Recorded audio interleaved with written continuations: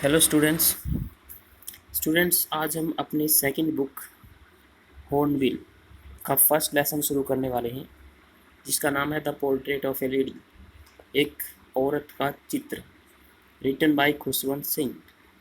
तो 5 लेसन हमने दूसरे एक बुक के किए हैं, उसमें टोटल 8 लेसन हैं। 8 ही लेसन इस दूसरी बुक में हैं, तो उसके कुछ लेसन हम पहले करेंगे। तो इस लेसन की समरी हम आज रिवाइज करते हैं। तो सबसे पहले मैं बता दूं कि खुशवंत सिंह जो राइटर हैं, वो अपनी दादी का जिक्र इस लेसन में करते हैं कि वो किस तरह से, कितनी बूढ़ी औरत थी, किस तरह से वो जब गांव में राइटर के साथ रहती थी तो कैसे उसकी हेल्प करती थी। फिर जब राइटर और वो शहर में चले गए तो उसकी दिनचर्या क्या थी, तो राइटर का उसके साथ कितना लगाव था, ये सभी बातें इस लेसन में बताई गई है। The grand mother like everybody's grand mother was an old women. तो राइटर की जो दादी थी वो दूसरे लोगों की दादी की तरह एक बूढ़ी औरत थी, और पिछले 20 सालों से जब से राइटर उसे देखता आ रहा था वो इतनी ही बूढ़ी थी, उसके अंदर कोई बदलाव नहीं आया था। उसके बाल सफ़ेद थे, वो थोड़ी सी झुकी हुई थी, अपना एक हाथ वो अपनी झुकी हुई कमर पे रखती थी और दूसरे हाथ से माला फेरती रहती थी। तो कोई भी उसको देखकर ये नहीं बोल सकता था कि कभी इसके कोई बच्चे और पति रहा होगा, क्योंकि वो इतनी बूढ़ी थी कि उसके सिर्फ ग्रैंड चिल्ड्रन ही हो सकते हैं। People said that she had once been young and pretty. तो लोग ये भी कहते थे कि वो कभी युवा और सुंदर हुआ करती थी, एंड हैड इवन हस्बैंड, और उसका एक पति भी था। But that was hard to believe, लेकिन ये बात मानना बहुत ही मुश्किल था, क्योंकि वो इतनी बूढ़ी लगती थी कि उसके सिर्फ ग्रैंड चिल्ड्रन ही हो सकते हैं। She had always been short and fat and slightly bent. वो हमेशा से ही छोटे कद की, मोटी और थोड़ी सी झुकी हुई थी, उसकी कमर झुकी हुई थी, छोटे कद की थी और मोटी थी। हर face was a crisscross of wrinkles, और उसके चेहरे पर जो झुर्रियाँ थी वो क्रिस क्रॉस ताना बाना बनाए हुए थी, एक दूसरे को काटते हुए वो चेहरे के एक भाग से दूसरे भाग तक हर जगह जाती थी। She always kept turning the beads of rosary. जैसे कि बताया कि वो अपना एक हाथ अपनी कमर पे रखती थी और दूसरे हाथ से वो बीड्स मन के, वो अपनी रोजरी के माला के मनकों को फेरती रहती थी, और उसके होंठ कॉन्स्टेंटली मूड इन इनऑडिबल प्रेयर। उसके जो होंठ थे वो हमेशा ही निरंतर रूप से न सुनाई देने वाली एक प्रार्थना करते हुए हिलते रहते थे, हमेशा प्रार्थना करती रहती थी। The grandmother and the writer were good friends. तो राइटर और उसकी दादी बहुत अच्छे दोस्त थे। She help the writer to get ready for school. वो राइटर को स्कूल के लिए तैयार होने में मदद करती थी, और राइटर की जो पढ़ाई थी उसमें भी वो उसकी हेल्प करती थी।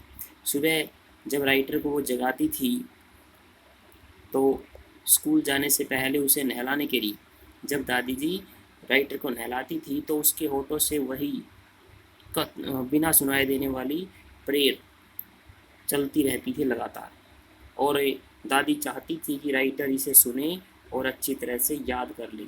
वो उसको संस्कार देना चाहती थी जो कि प्राचीन भारत में हुआ करते थे। उसके बाद वो राइटर की जो तख्ती होती है काठ की, उसको पोंछ देती थी, उसके ऊपर मुल्तानी मिट्टी से एक परत चढ़ा देती, और कुछ बासी रोटियां और उसकी शाही के दवात, इन सब को लपेट कर एक बंडल बना देती थी और राइटर को दे देती थी।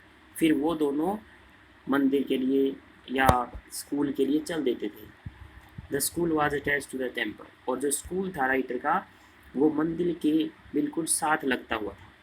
तो जब राइटर स्कूल चला जाता तो दादी माँ मंदिर में चली जाती थी और वहाँ पे थोड़ी बहुत देर तक पूजा पाठ करती थी।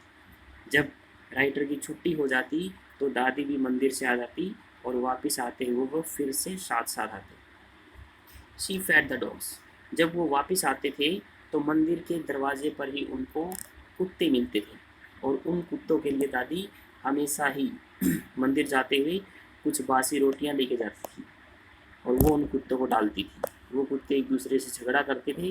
तो इस तरह से दादी कुत्तों को खाना खिलाया करती थी। लेकिन then came a turning point in their life. फिर उनके जीवन में एक निर्णायक मोड़ आया, एक महत्वपूर्ण मोड़ आया। वो मोड़ क्या था कि राइटर के जो पेरेंट्स थे वो शहर चले गए थे और वो राइटर को उसकी दादी के पास छोड़कर गए हुए थे।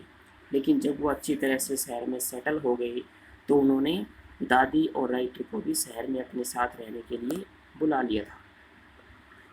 अब जो राइटर था उसका एडमिशन एक इंग्लिश मीडियम स्कूल में करवा दिया गया था and she could not help him in studies. और दादी अब उसकी पढ़ाई में उसकी कोई हेल्प नहीं कर सकती थी, क्योंकि जो किताबें पढ़ाई जाती थी वो दादी की समझ से बाहर थी। सभी इंग्लिश मीडियम में थी और साइंस वगैरह की बुक्स थी। अब जो राइटर था उसके स्कूल में म्यूज़िक की कक्षाएं भी लगती थी, लेकिन दादी हमेशा ही मानती थी कि म्यूज़िक उनकी परंपरा का हिस्सा नहीं है। तो उसको ये बात पसंद नहीं थी, लेकिन वो कभी भी अपने मुंह से किसी चीज़ की बुराई नहीं करती थी। हालांकि वो दोनों एक साथ ही रहते थे, लेकिन अब दादी उसको स्कूल में छोड़ने के लिए भी नहीं जाया करती थी, क्योंकि राइटर के घर पर ही स्कूल की गाड़ी उसे लेने के लिए आया करती थी। तो इस तरह से दादी और राइटर के बीच में जो दोस्ती थी वो कम पड़ गई थी। The writer went to the university and the grandmother became alone. इसके बाद जब राइटर यूनिवर्सिटी में पढ़ने के लिए चला गया था तो दादी अकेली हो गई थी। अब राइटर को यूनिवर्सिटी में ही एक रूम मिल गया था रहने के लिए। अब दादी जो थी वो घर पर अकेली ही रहती थी। और दादी अकेली क्या करती थी, वो पूरे दिन चरखे पर काटती रहती थी और दोपहर के समय वो she started to feed the sparrows. तो दोपहर के समय उसने चिड़ियों को खाना खिलाना शुरू कर दिया था। वो अपने बरामदे में बैठ जाती थी और हजारों चिड़ियाँ उसके आसपास इकट्ठा हो जाती थी रोटी खाने के लिए। तो ये दादी का सबसे पसंदीदा समय होता था जब वो स्पैरोज को खाना खिलाती थी। The writer went abroad and return after 5 years। इसके बाद यूनिवर्सिटी की पढ़ाई पूरी करने के बाद राइटर विदेश चला गया। अब उसको वहाँ पे 5 साल तक रहना था। जब वो गया तो उसको विश्वास नहीं था कि जब वो वापस आएगा तो दादी वहाँ पे होगी। मीन्स उसको यकीन था कि दादी माँ की डेथ हो चुकी होगी। लेकिन जब वो 5 साल के बाद वापस आया तो दादी उसे लेने के लिए स्टेशन पर ही गई हुई थी। जब दादी ने उसे देखा तो उसने उसे गले से लगा लिया। वो कुछ नहीं बोली, लेकिन उसके होठों से जो प्रेयर थी वो लगातार चल रही थी। वो सभी घर आ गई। She collected the women of the neighbourhood. और राइटर के घर आने की खुशी में दादी ने पड़ोस की कुछ औरतों को इकट्ठा किया और इकट्ठा करने के बाद दादी ने एक पुरानी ढोलक ली और उस पर वो थपकी देकर बहुत काफ़ी रात तक वो गीत गाती रही। सब ने बहुत मना किया कि आपकी तबीयत ख़राब हो जाएगी, लेकिन वो नहीं मानी। ये ऐसा समय था जब राइटर ने अपनी दादी को प्रेयर करते हुए नहीं देखा था, नहीं तो हमेशा ही उसके होठ प्रेयर करते हुए हिलते रहते थे। The next morning she was taken ill. तो रात को बहुत देर तक इस तरह से गाने बजाने के बाद जो दादी थी वो अगली सुबह बीमार पड़ गई। डॉक्टर को बुलाया गया। डॉक्टर ने कहा कि ये हल्का सा बुखार है, चला जाएगा। लेकिन दादी को पता था कि उसका एंड अब नज़दीक है, इसलिए उसने प्रेयर करना भी बंद कर दिया था। अब वो एक बिस्तर पर लेटी हुई थी। अचानक ही उसके हाथों में से जो माला थी वो गिर गई। उसके होठ हिलने बंद हो गई। दादी जी मर चुकी थी। She died the same day. और उसी दिन वो गुजर गई थी। She was laid on the ground and covered with A red shroud. तो उसे ज़मीन पे लेटाया गया और उसके ऊपर एक लाल कफन उड़ा दिया गया।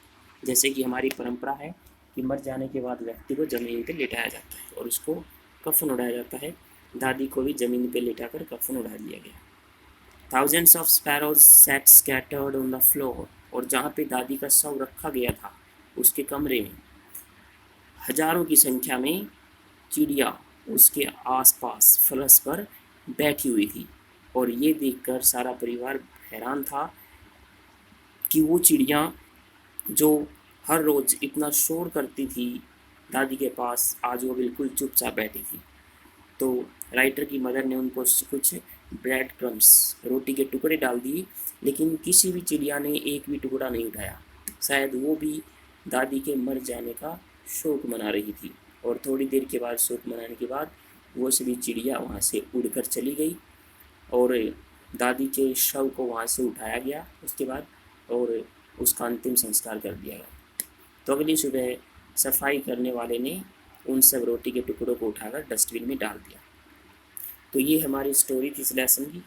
इन पॉइंट्स का यूज करते हुए हम इसकी एक समरी तैयार करेंगे।